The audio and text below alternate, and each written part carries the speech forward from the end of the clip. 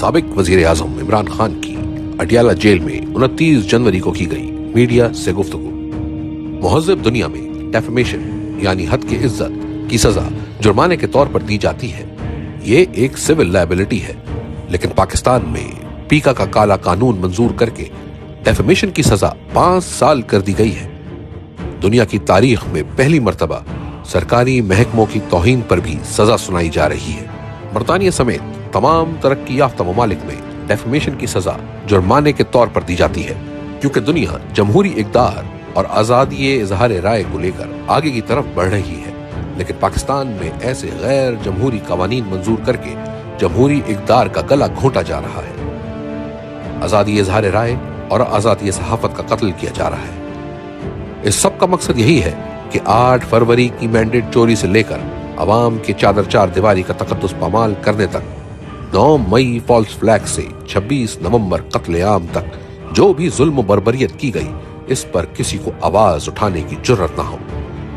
اس کٹ پتلی حکومت نے سوائے غیر قانونی ترامیم کے ذریعے عوامی بنیادی حقوق کی توہین کرنے کے کوئی دوسرا کارنامہ نہیں کیا۔ 26ویں آئینی ترمیم کے ذریعے عدلیہ کے پر کاٹے گئے۔ اسلام آباد ہائی کورٹ میں سینئر ججز کی موجودگی کے باوجود باہر سے چیف جسٹس کی تقرری کرنے کی کوشش کی جا رہی ہے، جو قاضی فائز عیسیٰ پارٹ 2 ثابت ہوگا۔ ہم اس طرح ججز کی تقرری کی بھرپور مذمت کرتے ہیں۔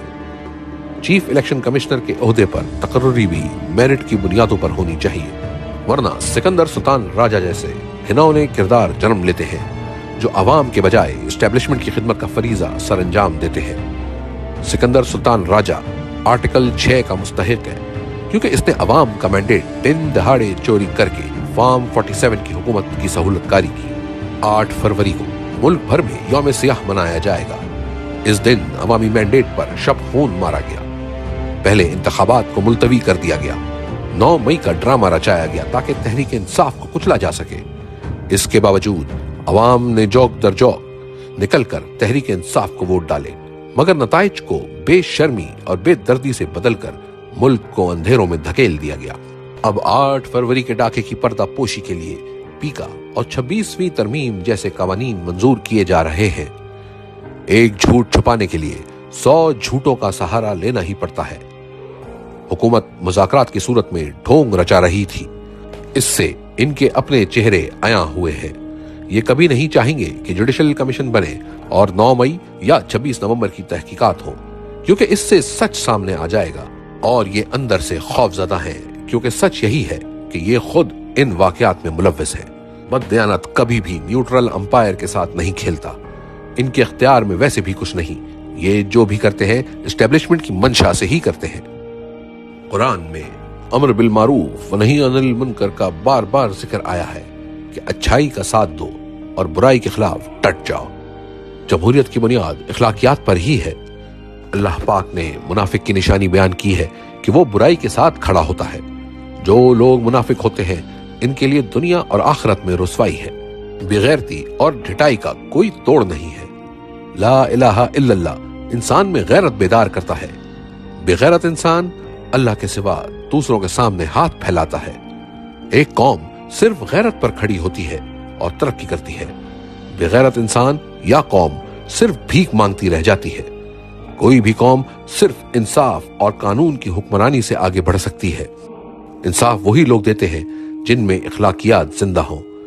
مدینہ کی ریاست انہی اصولوں پر کھڑی ہوئی تھی، اور پھر مسلمانوں نے پوری دنیا میں حکومت کی۔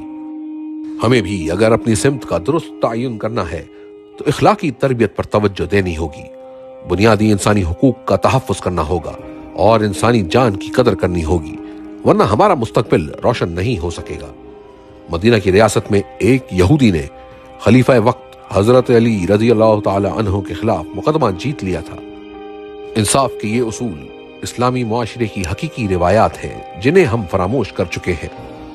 اسلام اور جمہوریت کے اصولوں کو فراموش کرنے کی وجہ سے ہی ہماری معاشرت اور معیشت دونوں تباہ ہیں۔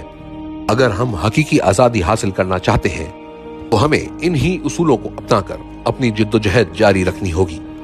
جو انسان بے خوف ہو کر صرف اللہ سے ڈرتا ہے وہی کامیاب ہوتا ہے۔ جو خوف زدہ رہتا ہے وہ کبھی کامیاب انسان نہیں بن سکتا۔